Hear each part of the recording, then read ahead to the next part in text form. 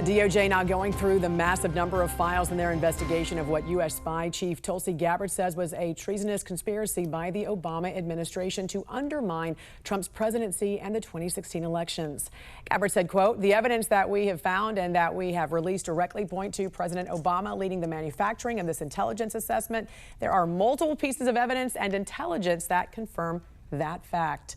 Joining us this morning is our Washington insider, Armstrong Williams. Good morning to you, sir. You know, Gabbard says Obama administration officials led a year-long coup. What are you hearing on Capitol Hill right now? Stop. Unbelievable that an outgoing president allegedly set in motion to destroy the agenda, the life of a president who was just elected. They've never seen anything like this in their life. It's unprecedented. And there's just so many layers to it that it continues to unfold. It's just really in a state of shock. Yeah, it is. It's true. It is incredibly stunning. An Obama spokesman denies the allegations and said there was a widely accepted conclusion that Russia worked to influence the 2016 presidential election, but did not successfully manipulate any votes. He also added that these findings were affirmed in 2020 by a bipartisan Senate Intelligence Committee that was led by then Chair Marco Rubio. You keep hearing about Marco Rubio agreed with this, but does that necessarily exclude the findings of Gabbard? This is what's important, and I've read lots of the intelligence report. You would conclude that the Russians had concluded they would rather work with the devil they knew than the devil they did not know. They'd known the Clintons. There's alleged that there was a Ukrainian deal where Mrs. Clinton walked away with $200 million. The Russians absolutely wanted Hillary Clinton to win. That has been the foundation of all this. And intelligence knew there was no collusion. And also, the angle of Loretta Lynch doing everything she could after Comey released Hillary Clinton's emails, and she blamed him for losing the election. There's so many things intertwined, and you have to ask yourself, were they really trying to destroy Donald Trump or protect Hillary Clinton? But the most important thing is the Russians never, ever colluded to elect Donald Trump. They wanted Hillary Clinton to win because she was compromised and she could have been a better useful tool for their agenda. Right, and there's those who say there's collusion and then there's interference, and that's something that Rubio would say is the difference with what he was talking about back in 2020. Now, there's those who say Obama would be protected from criminal prosecution based on the Supreme Court decision with Trump, which stated that, you know, actions taken under a president's core executive powers are immune. Obviously, unofficial acts do not fall under that, but it's still unclear how broadly presidential immunity applies. I want you to listen to this, Armstrong. Harvard law professor Richard Lazarus told CNN if Obama were acting in his official capacity and merely communicating with his intelligence folks about Russian interference, clear immunity. But if the allegation is that Obama was stepping outside that role and acting in his personal capacity to help Clinton's campaign, then not so clear. What's your thoughts? It is obviously that the president did a very interesting dance because he knew exactly where the lines were. But this is the bottom line.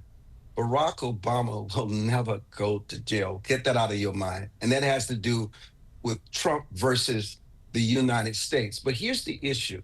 What about the people surrounding him?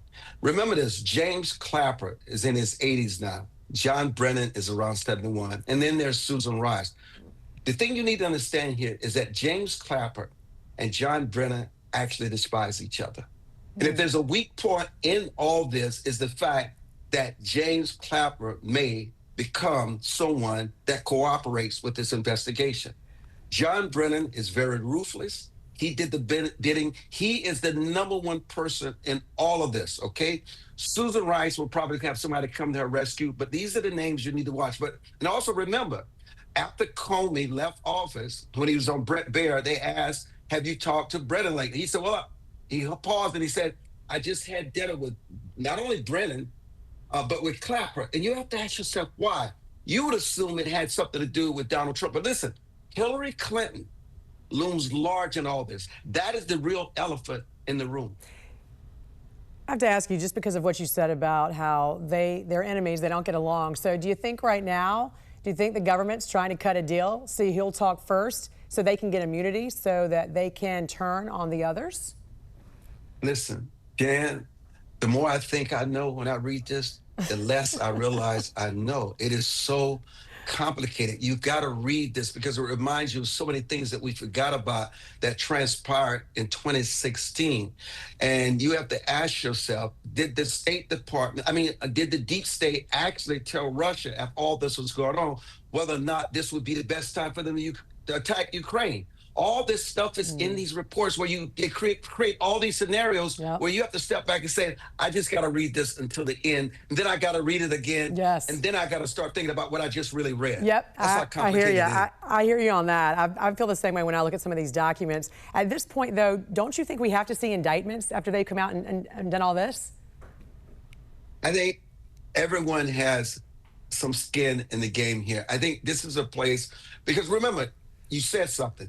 If the Democrats had something on Donald Trump in the last 4 years, because they did everything they could to defeat him, Steele dossier, which was a lie. Don't you know if there was something in those files between Trump and Epstein, it would have been released, put out in the public?